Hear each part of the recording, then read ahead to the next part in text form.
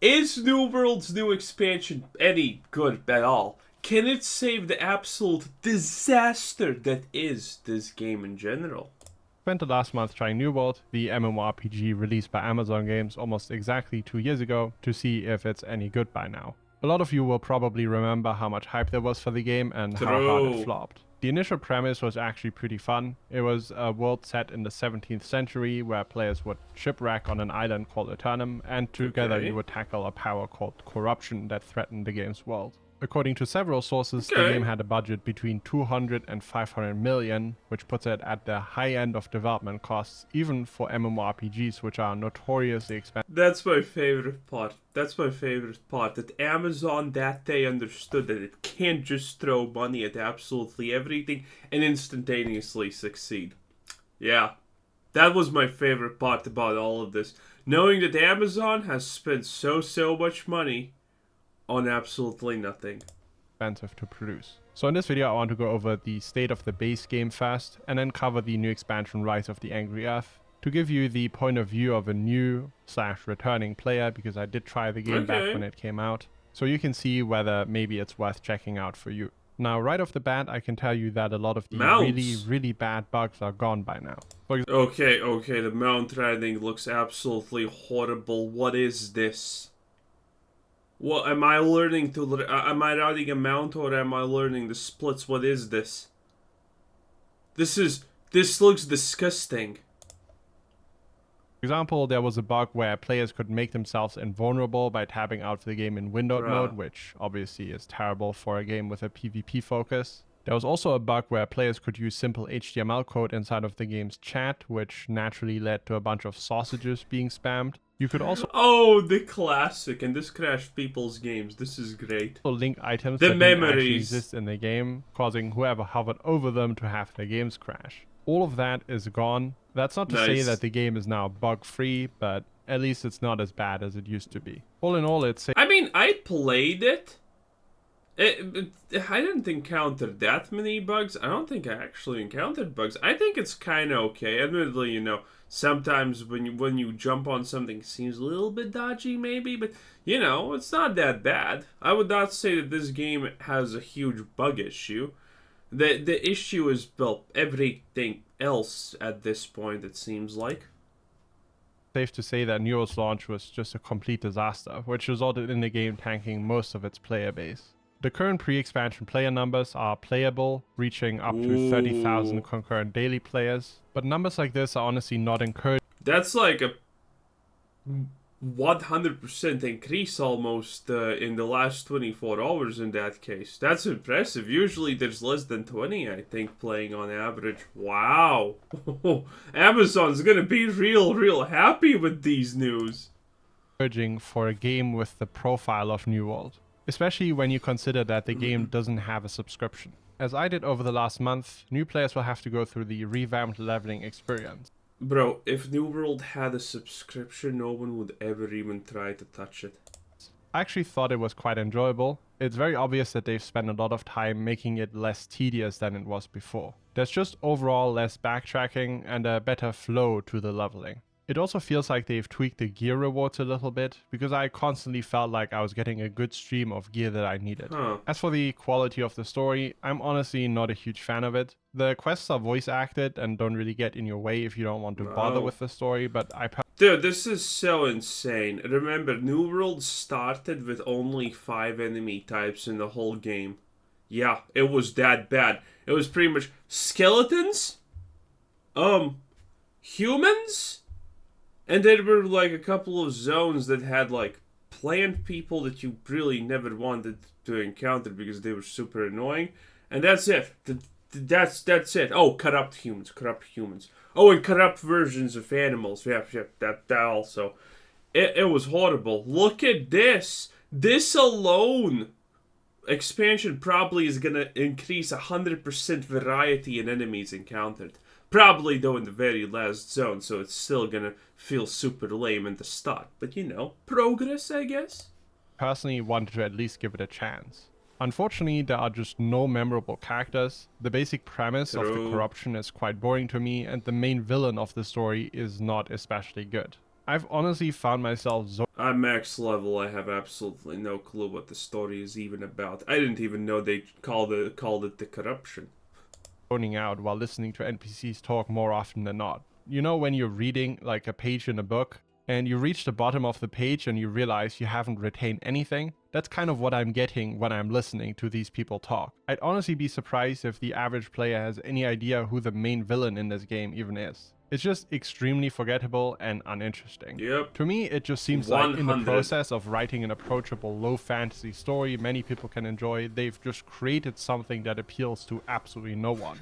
The New World story Yeah, that's what happens when you try to get everyone. You get no one because no one's invested in your garbage.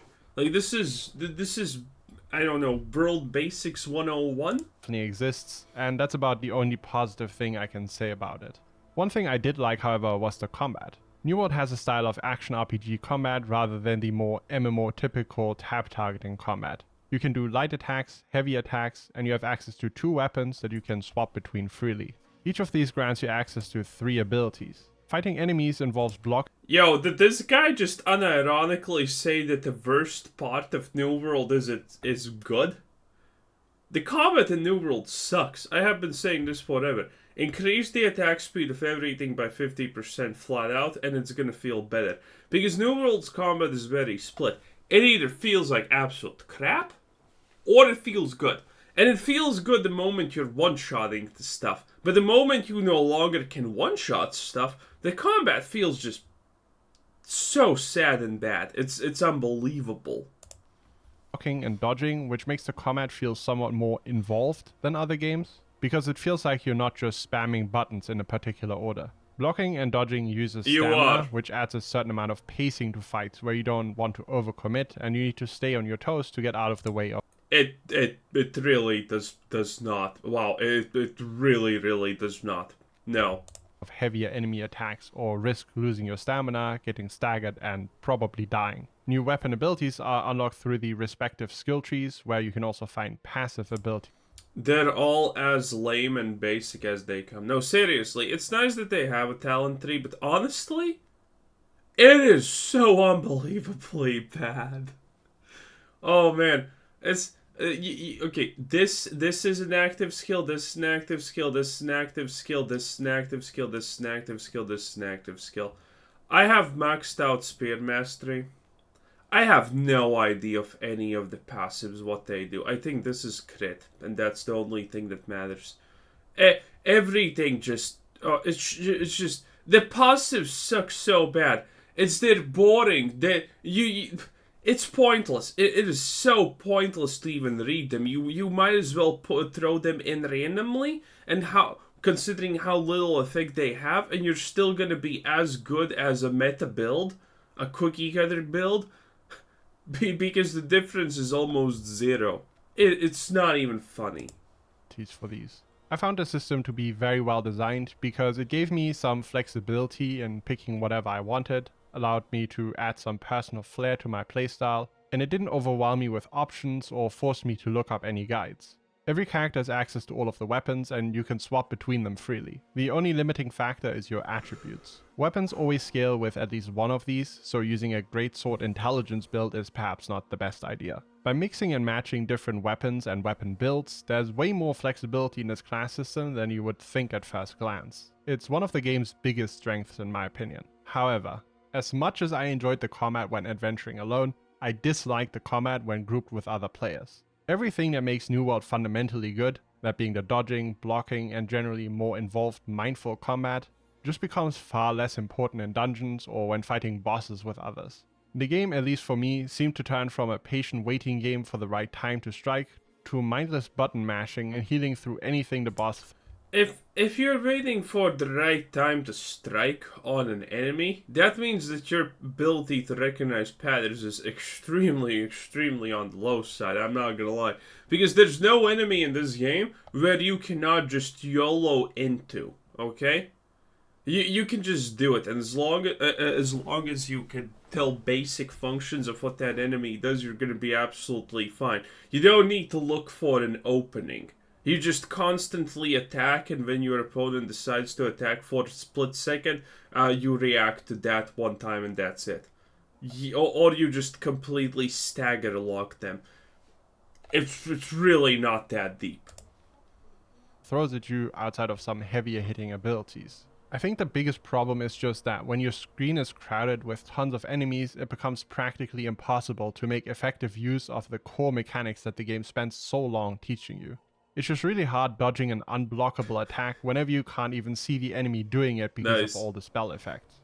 The expedition bosses were some of my least favorite fights in the game. I don't know why, but to me, New World's group combat still just doesn't feel good. Speaking of which, there still isn't really much. I don't know, some bosses with mechanics actually didn't feel that bad. The average encounter, yeah, in groups, that's kind of fucking horrid.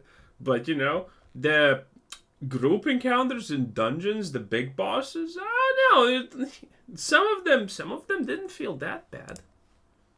To do when it comes to endgame content. More PvE-focused players can increase their gear score by running mutated expeditions, which is a type of dungeon that increases in difficulty. Outside of that, you can do chest running, which is actually pretty hilarious. There are these elite zones on the map that are too hard to go through alone. I believe they were designed to be tackled by small groups, but what the current meta has devolved into is players spamming the recruitment chat to be added to huge farming groups. And these will then run through these areas to loot all of the elite chests. Each one of these has a chance to drop some decent gear and materials, and it's on a daily timer, so some players go through this every single day. So if this is your idea of a fun endgame, then by all means, you can do a lot of that in New World. Currently, I mean, it's honestly not the worst thing in the world. There aren't really any raids as we know them from other games. The only thing that comes close is the Sandworm trial. The developers were asked about PvE content a few months ago, and Scott Lane, sort of the New World boss, had this to say. Are there plans to make more traditional raids in the future with multiple... Please tell me that's not the New World boss. Oh, why is there a fat... Oh, why? Oh my god. Every single time. bosses, trash mobs, etc., similar to other MMORPGs raids? Absolutely. You know, I think we've been pretty straightforward with everyone that we want to make a good expedition before we make a raid. Now we're releasing the Sandworm. We want to get some feedback on that as a boss. Once we feel like we're making good raid bosses, we're going to transition to making good full raids. So they claim to be looking into it, but none of that is available as of now. Even the expansion doesn't really add anything new to the endgame as far as content goes. If there was ever a time to make the endgame feel better and flesh it out, I would have thought it to be this expansion, when players return to give the game a second chance. The PvP is honestly one side of the game I haven't gotten into much outside of playing some Outpost Rush, which is actually pretty fun. Yeah, after everything you heard about PvP happening with the game initially released, I have never even tried to look in the direction of PvP. I ain't gonna lie, it just instantaneously seems like a completely dead end. In this mode, two teams battle over capture points in the form of these outposts. There are various objectives to contest around the map, which will give you advantages over the other team, and honestly, it felt pretty okay to play. However, for me, it's just not a major reason to play the game. Other ways to enjoy PvP are the wars, which are pretty difficult to get into if you don't already have a high gear score, or the 3v3 arena. Dude, how is this even a thing? On the crafting side of things, leveling your trade skills has become easier than before, but it's still a very time-consuming grind that won't appeal to everyone. However, I will say that the Gathering still feels as satisfying as when the game launched, due to the excellent sounds. Yeah, the Gathering's just good. I like skinning, I like mining. Wood cutting, not that much. Everything else can suck a dick. But, you know, the Gathering's a good part of the game, definitely. It's fun. It's honestly the only fun part of the game, technically.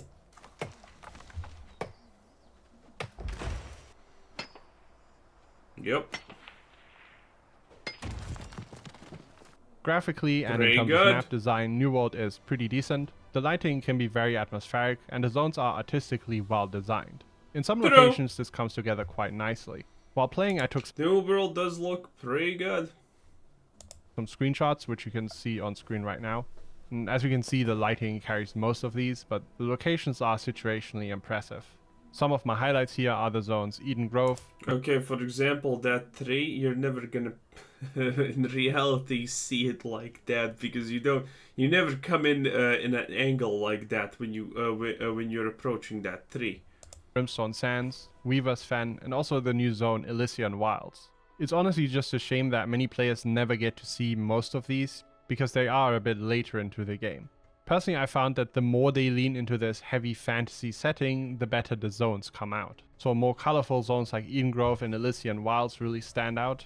Weaver's Fen has this really nice dark fantasy vibe to it, and Brimstone has... Bruh, it's just a swamp, relax, it's not that deep. No, seriously, it's not that deep. I do like the swamp, but you know, I'm not gonna lie. The basic zones, the basic first like 7 zones you're gonna travel to, all feel and look the same almost. Well, they don't look the same, but they definitely all feel exactly the same. You're gonna be accustomed to them instantly, because again, the enemy variety is just not there. You know, nothing's really there. The moment you encounter your first enemy, you're like, oh, this is exactly like the starting zone, and then that feeling just kind of takes over everything you had previously. It's really, really dumb. Has these nice mystical vibes to it, which actually works really well. However, for every time that I thought that the game looked pretty, I was also annoyed by it simply copy-pasting entire cities. Yep. For example, look at these 2 locations right here. These are 2 different cities, believe it or not. You can find little instances of stuff like this all around the game's world. Yeah. It was a big thing. So, someone... This was a big thing. This was a big thing when New World released. 2 days in or 3 days in, someone discovered, wait a minute, cities, they're all the same. They're just rotated slightly in a direction. That's it. And yeah, man, it's extremely feelable also in the later endgame-ish zones with the corruption, that every single fort is the exact same. It's just... every single fort is the exact same. You know, it's a small city like in a place full of enemies. It is the exact 100% same thing. It just feels so bad. The game is very confusing in that regard, because it seems like it's made by competent people who either couldn't be bothered to do quality work for all of the map, or who... How can... if a game fails this hard, how can you call them competent people? I'm sorry. How does that make a single shred of sense? Where's the... How are they competent if they make something that fails? were so strapped for time that they literally had no choice but to take shortcuts. And I understand that it's a huge map to fill with content, but copied cities just kind of pull me out of any immersion I might have had. Especially in a game where factions can hold certain settlements as part of the open world PvP. And this is a unique city. I'm pretty sure no other location copies this, right? Players can buy houses in their favorite locations. I guess this is why it was my favorite city. Unique looking cities would add a certain element of belonging. But that can only happen if these locations are But admittedly, I will say it's my favorite city, but New World also suffers a little bit from, the Starfield sickness of oversaturating everything a little bit too much. Visually distinct. Another thing that was a bit annoying was the NPCs and the player characters looking quite lifeless. I can't express how important good-looking, memorable characters are for a game like this. In my opinion, it's one of the reasons why games... I didn't know there were characters. Huh. I completely missed it. I guess I just zoned out really hard. I never looked at them. I can't even comment on this part. Wow. I wonder why. Like World of Warcraft and Final Fantasy XIV did so well in the past. People talk about these characters. A game's story just becomes fundamentally uninteresting when you don't care about any of the characters involved in it. As far as the base game goes, there's one last thing I want to talk about. Ooh.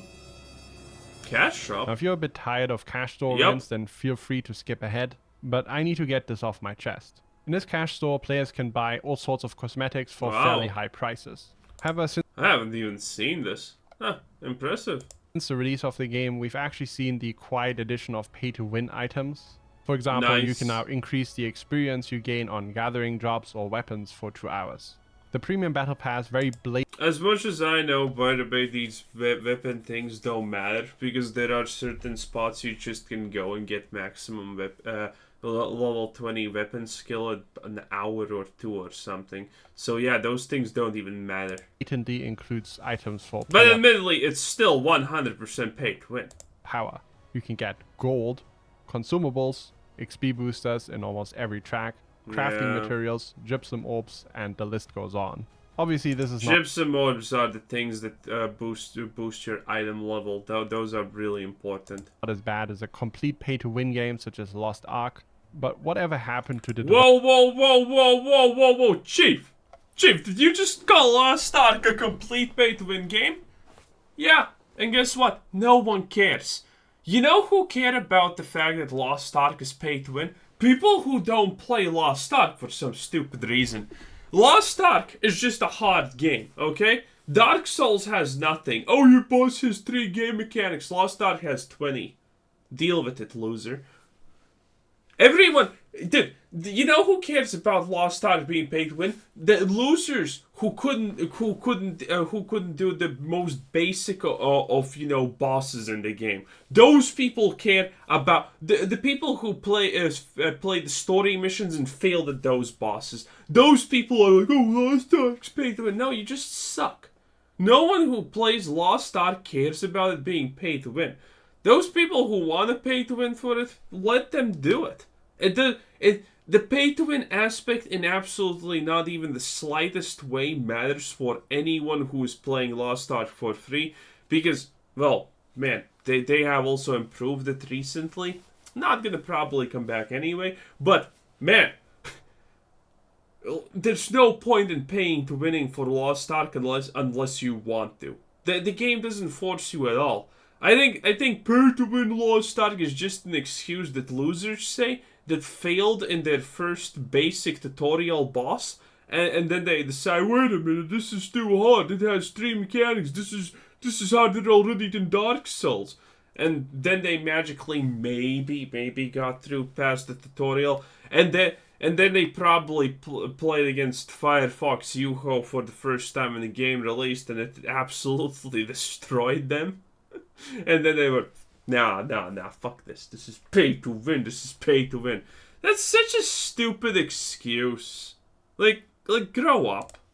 developers saying they wouldn't add player power to the store. What's far worse than player power for me, however, is the fact that the developers added a transmog system but made it a store item. One True. transmog token costs about 2.5 euros worth of currency and will let you turn a single item into a permanent skin. That means a full set will cost you around 15 euros. And again, that won't get you any store items, it will just let you transmog items that you find in the game. I honestly can't believe that people aren't more upset by this, and I honestly think that the game is just worse off for it. How many MMOs live off of good looking cosmetic? Obviously no one's upset by this, because think about it, the game's pretty much effectively dead, and only the slightest and the most smallest player base remains playing it. When I played not Lost Ark, but New World, one of the instantaneous things that I noticed is that if Amazon wants this game to succeed, they should probably take everyone who has played this game actively for the past year and a half and then just permaban them, okay? Because the old community of New World they don't want new people. How many times did at the time while playing I saw you go into an expedition dungeon or whatever it's called, and someone fumbles a mechanic, and you have oh great, this is one more new player who doesn't know how to do the mechanic. We're gonna spend now 3 hours in this stupid place because you're too stupid to know the mechanic. Yeah, not everyone has played the game for 2 years straight, you absolute loser. How about you explain what the mechanic is so we can get this over with? No! Okay. And you see these people constantly. The people who have kept playing New World all this time don't want new players to come in. They want to make the player base of New World as small as possible. They are toxic, they are assholes, and they completely ruin the game. obviously they're not gonna complain about anything. They are beyond addicted. Items that players can farm. How important is it to have a character that you enjoy playing on? Locking these cosmetics behind paid transmog tokens is not only scummy monetization, it will most definitely cost you players in the long run. Which, let's be honest, you kind of need back in your game right now. With all of that out of the way, I want to talk about the new expansion. However, calling it an expansion is actually pretty generous. What it adds is mounts, a new map called Elysian Wilds, which includes an expedition. I wonder how much gatekeeping with the new expansion is there. I wonder if before the new zone a bunch of old people are standing and saying, don't enter, you don't play this game, you don't belong here. I wonder if that's happening. About 3 to 4 hours worth of new story content, a raised Oh, gear scroll, wow. a level of 65, and a new weapon called the Flail. In my opinion, even for the low price of 30 euros, you get comparatively little content. This entire expansion just feels more like a paid update. That's why I understand the view. Yeah, because it's a zone. You just get a new zone. And technically they took one old zone away from you. They didn't even add a new zone. They took something away from you, remade it, and that's it. Yeah. Definitely not worth your money, I think. Instantaneously just gonna say it. Definitely 100% not worth the money. View of some players who said that they don't like being forced to pay 30 euros to continue enjoying the endgame. Of course, this is common practice in other MMOs releasing expansions, but the difference is that those games actually deliver a certain amount of content with that price. In New World, it feels like you get a new map and mounts, and that's kind of it. And if you're not willing to pay those 30 euros, you can sort of forget about enjoying the endgame. Now, I don't know what made the developers think that this was a good idea. Maybe they realized that launching the game Money! That's what made them think that this is a good idea. But yeah, every zone in New World can pretty much be explored in roughly 30 minutes. So, you're just getting a new zone. That sucks. without a subscription isn't sustainable and they need more regular income, or they just didn't want to commit or have the resources to release an actual expansion. What new content was added can be completed in a week. Wait, this is a reskin of an already existing mob. But this is the new zone, right? Weekend of playing, and half of that is the new mount races that were introduced. And while we're at it, let's talk about that. The implementation of mounts in Rise of the Angry Earth is embarrassing. So first, players only have access to 3 types of mounts: horses, wolves, and lions. We already saw how it looks when you're riding a horse, and I wanted to vomit. That was horrible. One for free by completing the mount races, and you can buy an additional one using gold. Except, of course, all of the actual good-looking mounts are available for upwards of 25 euros in the game store. So right off the bat, I'm a little bit annoyed by this. The good thing is that the mounts themselves are implemented so badly that I would actually just rather run across the map on foot anyway. Oh wow, this feels lame. Oh wow.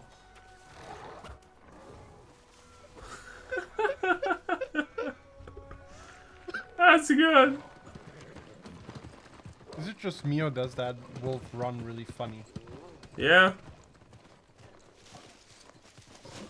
Dude, no one wants actual real life looking mount riding. You're supposed to be glued to the saddle, not like real life when you're slightly jumping. Like, come on, dude. New World, what are you even? How did someone not ride a mount for 5 seconds and then not vomit and try to go on an absolute Minecraft deletion spree in their office? Like, how is that even a thing? Yo. The mounts themselves barely function when you go Also, that sound was horrible. anywhere that isn't a flat road. There's a bunch of bugs that I've experienced firsthand, and the Nice. mount races are some of the most boring gameplay that I've ever seen. There are basically 2 types of races. One where you run from checkpoint to checkpoint, and another one where the game just gives you a goal somewhere on the Yeah, but look at how lame it looks like this lion's running. Oh lord, this is such a failure.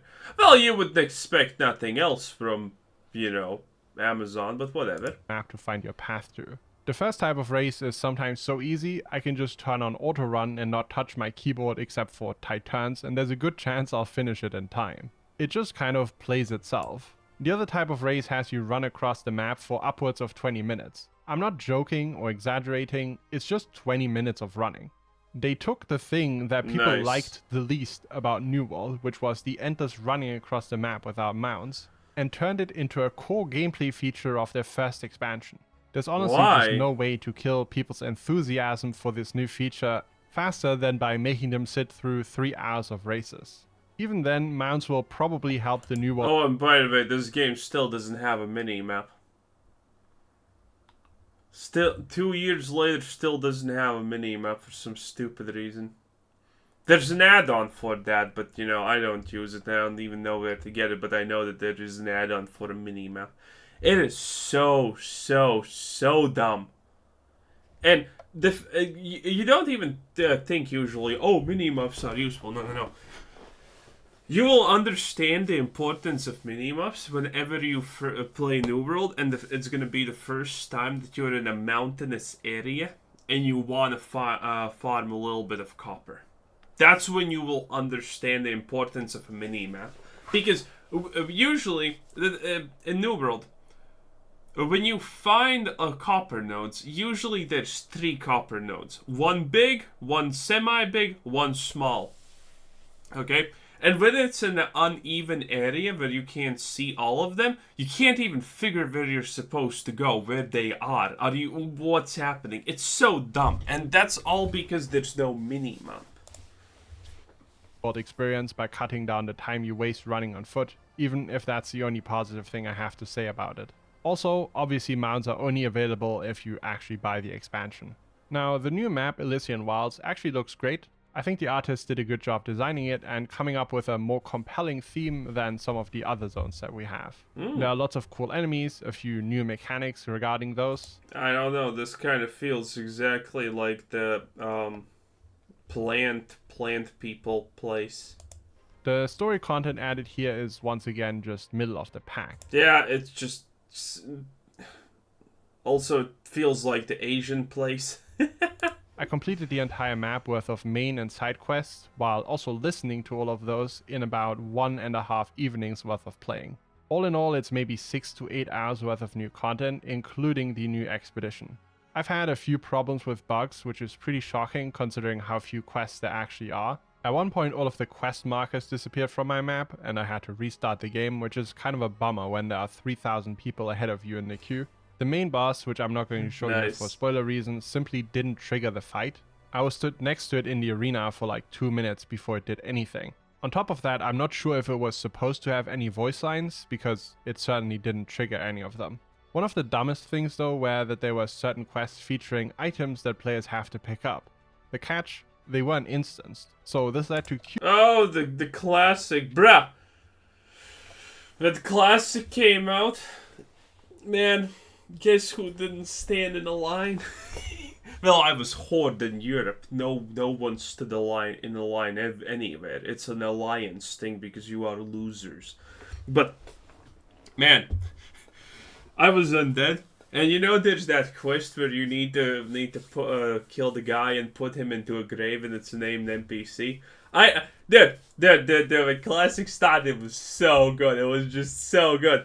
I go there, and there's literally a circle of people all standing around and trying to get him, and I'm like, wait a minute. These loser boomers are probably too stupid to spam. What's it even called? Above caps lock, shift, tab, space. The thing that shifts creates a spacing in Word. I don't even know what that thing is called anymore. That's how done I am with this world. But yeah. I figured out that all of them are probably too stupid to just spam that plus their instant attack, so I was just spamming that plus Sinister Strike. and I got the tag on the first attempt. Everyone else sitting there probably for like 1 hour trying to tag the stupid mob. Me, the absolute Giga Chad legend, instantaneously tags, and that's what I did with everything. You know, look at these people. You only stand in a line if you are not convinced in your own abilities to press the button. Bruh, Bruh, no line. No line at all. You know what's the best part about these lines also? Is the fact when someone just completely ignores it. There's gonna be people who are gonna be stupid enough to still stand in the line. And guess what? Karma never struck, boy. Queue is forming to get your turn to pick up the item. There wasn't just one of these, but like 3 or 4 of these quests where you have items that only one Nice. player can pick up at a time before everyone else has to wait another 30 seconds for the next one to appear. I don't know how they designed these quests for an MMORPG and genuinely thought it was a good idea. Overall, for a map that is not even half the size of Brimstone Sands, the level of polish during my playthrough was just pretty bad and left me quite disappointed, if I'm being honest. I'm sure they'll go back and fix a lot of these in the coming weeks, but this is how it launched and Are you this is sure how it will about be that? remembered. Ultimately, Rise of the Angry Earth is just more New World. The mounts are serviceable but disappointing, the quests are lackluster and there's just too few of them, and overall this is probably just not what players had in mind for the first expansion of this game. What this game needed was to stabilize its population with more engaging endgame content. This is just more of the same gearing loop Is this a reskin? we've already been through. The same gameplay I'm not loop sure. that made the game fail in the first place. Because of that, even though I enjoyed the combat in parts and So, what are you exactly expecting here? The gaming studio that relied purely on cash cold hard money is gonna suddenly understand that, wait a minute, they did a boo-boo? No, the fact that they released New World in the first place in the state that it was with the systems that it had kind of shows you everything you need to know about how poorly understood gaming is from these people. the world while leveling up, I just can't recommend New World in its current. I mean, the CEO of New World, the guy who's in charge from Amazon, was a guy who didn't even know what gaming is. He was just a finance guy. Bobby Kotick at least knows that World of Warcraft has orcs and probably elves and stuff. Okay? Bobby Kotick at least knows that Hearthstone is some kind of children's card game. But the Amazon put some guy who doesn't even know what gaming is in charge of this stuff. It's not uncompatible. Also, he doesn't have an outro. Anyway, Jolson. Pretty good name, not gonna lie. Anyway, this was Quizzer Sensei. Thanks for watching. Subscribe if you haven't already, and have a nice day. Bye bye.